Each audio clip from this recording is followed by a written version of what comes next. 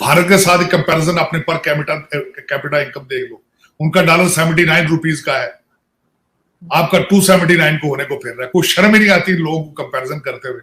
बांग्लादेश के टके के साथ जोड़ दो, अब तो अफगानी भी करेंसी आपके सब ऊपर चली गई।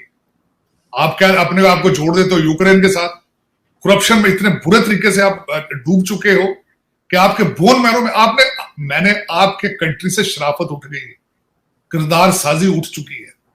इस वक्त लोग डाके मार के आपस में बैठ के ब्रैग करते हैं कि मैंने इतने का डाका मारा है, मैंने इतना लूटा है। पाकिस्तान में ब्रैग किया जाता है। आज आपके डाकुओं की इज्जत होती है सोसाइटी में, अब शराफत नाम की चीज खत्म हो चुकी है।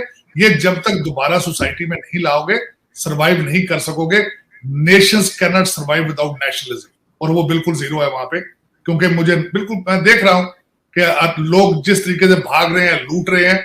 मैं हमेशा आपको कहता हूं डॉलर लाने आसान है, डॉलर को पाकिस्तान में रोकना बड़ा। एक तो ये कि जी ये मुल्क बैंकरप्ट होने वाला है, और किस वक्त बैंकरप्ट होगा या इससे क्या बचा जा सकता है। और दूसरा ये कि कुल मुल्क का जिसमें 22 करोड़ लोग बसते हैं, जो एटॉमिक पावर है, और जो ये समझते हैं कि हम दुनिया के सबसे जो है वो अजीम तरीन लोग हैं, चुने हुए, चोजन पीपल, सिलेक्टेड, वहां पे जो है $2-4 बिलियन की सारी गेम है जिससे आप बैंकरप्ट हो सकते हैं या बैंकरप्ट होने से बच सकते हैं। $2-4 बिलियन की सारी सर, अगर हम ये देखें कि जो जिस तरह से महंगाई यहाँ पर पाकिस्तान में बहुत ज्यादा हो गई है, आम आदमी बहुत परेशान है, उसमें एक रीजन ये भी दिया जा रहा है कि जी रशिया यूक्रेन की वॉर की वजह से पूरी दुनिया में ही ऐसा हो रहा है।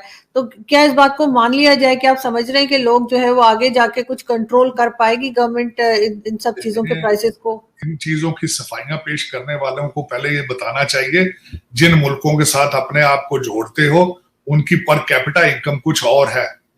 यहाँ अमेरिका के अंदर आज महंगाई अगर बढ़ गई है तो घरों में चेक आ रहे हैं आज भी कि लोगों ने सरवाइव करना है, लोगों को घर बिठा खिला रहे हैं। टोटल बजट जो है, जैसे जो दुनिया के बड़े बड़े जो है बिजनेसमैन हैं या सेलिब्रिटी या इस तरह के लोग हैं, वो $40-50 बिलियन तो उनके पर्सनल असासे पड़े हुए हैं इधर उधर। और आप एक मुल्क हैं 22 करोड़ लोगों का, जिनको ये ज़ौम है कि हम दुनिया की कोई अजीम तरीन और बरतर तरीन कौम है, तो उसका जो है वो जिंदगी और मौत का मसला $2 से $4 बिलियन पे अटका हुआ है। कभी आप IMF के दरवाज़ा खटखटाते हैं, कभी आप सऊदी अरब के आगे झुकते हैं, कभी आप चीन को दुनिया का अजीम तरीन सही समझ के उसके आगे जो है वो बजा लाते हैं आदाब। तो इससे आप अंदाज़ा लगा सकते हैं कि इससे ज़्यादा जो वापसी की तरफ सफ़र होता है और जवाल का सफ़र होता है, उसकी क्या डेफिनेशन है। उसमें जो है वो मुनीर नियाज़ी को आप अगर कोट करेंगे भी तो उसका मतलब ये निकलेगा कि वो जिस सफ़र की उन्होंने बात की थी कि आस्ता आस्ता है, वो अब ख़त्म और बिल्कुल बंद होके बंद गली में जो है वो रुक गया।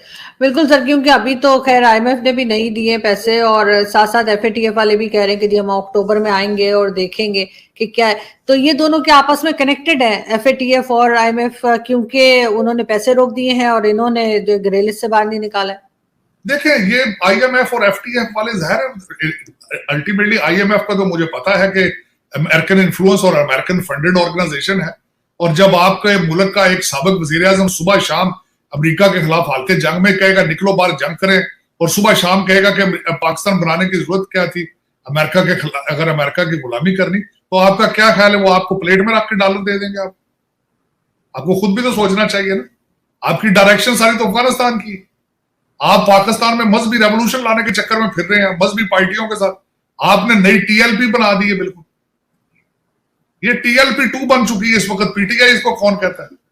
तहरीक इंसाफ तो 4.5 साल इंसाफ तो दिला नहीं सकी, अब तो मैं तो इनको TLP2 कहूंगा ये। और ये TLP2 का जो है वो डायरेक्शन तो अफगानिस्तान है या सोमालिया, उसकी डायरेक्शन तो ये होनी चाहिए मेरे ख्याल में। तो वो ये रिजल्ट ले। खान साहब ये जो खान साहब कोशिश कर रहे हैं ना कि साथ ताउला न्याजी के गाने हो, बच्चियां आके डांस भी करें और जाती दफा वहां पे नमाज भी पढ़े, और मेरा मकसद हिजाब भी करके आए, ये दो चीजों को जो जमा करने की कोशिश कर रहे हैं खान साहब, ये आपकी गलतफहमी। ये जो बीच में तो ठंडे हो गए थे सर, बीच में तो थोड़े से ठंडे हो गए थे और कह रहे थे अमेरिका को कुछ भी कहना जो है वो गलती थी। वो माफिया भी मांगते हैं असल में। हाँ। जब दिल करता है माफिया भी मांग लेते हैं। दरअसल हकीकत ये है कि खान साहब को खुद नहीं पता क्या कर रहे हैं। खान साहब ने जब ये स्टेटमेंट दी थी ना कि यू टर्न मारना एक खासियत की खूबी होती है, मुझे उसी दिन यकीन हो गया था कि खान साहब को बेचारों को खुद कुछ पता नहीं है क्या कर रहे हैं। खान साहब खुद कंफ्यूज है ना, इनकी कोई मुआशी पॉलिसी है, ना इनकी सियासी पॉलिसी है। पीछे किसी ने आवाज मार दिया मस्ट बी टच दो तो साथ दो सूरतें सुना दी, पीछे से किसी ने कहा जी वो गाने लगा दो तो साथ ही डीजे बट गाने लगा देता है।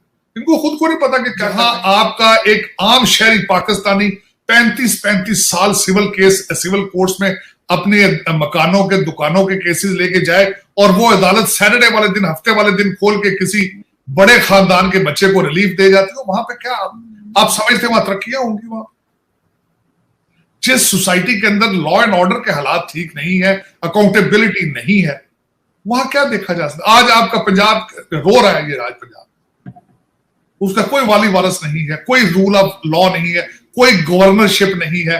वहां पे आज मुझे बताए कौन फैसले कर रहा है? आज ना चीफ मिनिस्टर है, ना गवर्नर है, ना असेंबली है, ना पुलिस है, ना अदालतें हैं। और ये एक ऐसा सूबा है जो पाकिस्तान का सबसे इंपॉर्टेंट सूबा है, लुक्रेटिव। सर आम आदमी क्या करे सर? उसके घर में जिस तरह से पानी दाखिल हो गया और ये कुछ नहीं कर पाया, उसकी जो कुछ सामान था वो खराब हो गया और ये सब एक दूसरे पे इल्जाम लगा रहे हैं। नहीं आरजू, मैं ब्लेम ही आम आदमी को करूंगा। मैं 1985 में पंजाब यूनिवर्सिटी में बैठ के अपने कमरे में पढ़े लिखे लोगों को, गोल्ड मेडलिस्ट को, सिल्वर मेडलिस्ट को जब होते देखता था तो मैं 1985 में ये कहता था पंजाब यूनिवर्सिटी में कि ये पढ़े लिखे तबका जो है बेरोजगार, ये इनकलाब लेकर आएगा। ये मैं उन्हीं लोगों को ब्लेम करता हूं कि पंखे के साथ झूल के फांसी खुदकुशी कर लेंगे, लेकिन ये कि अपने मुल्क के बारे में कुछ नहीं सोचेंगे। इनकलाब लोग ही लेकर आते हैं, कुछ जानवर तो नहीं लेकर आते। ये जो बेवकूफ बना रखा है एक तबके को, उन्होंने यही कुछ कर लेते। जब 3.5 साल 4 साल इसको तब्दीली का इसको दिया गया था टाइम, तो कुछ कर दिखाता ना। ये नहीं करे, ना किया है, ना आगे करेगा, ना सकत रखता है। ये जवाब देना, अपने फरा गोगी साहब का जवाब देंगे, डिफेंड करे आगे। इस वक्त बुजदार फैमिली को डिफेंड करे आगे।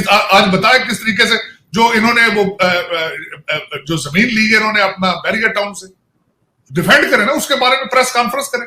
दूसरे को चोर चोर कहता है, अपनी चोरी का सबूत देना, आप अपना क्लैरिफाई करे अपने आप को, उसके बारे में नहीं बोल रहे इन्होंने।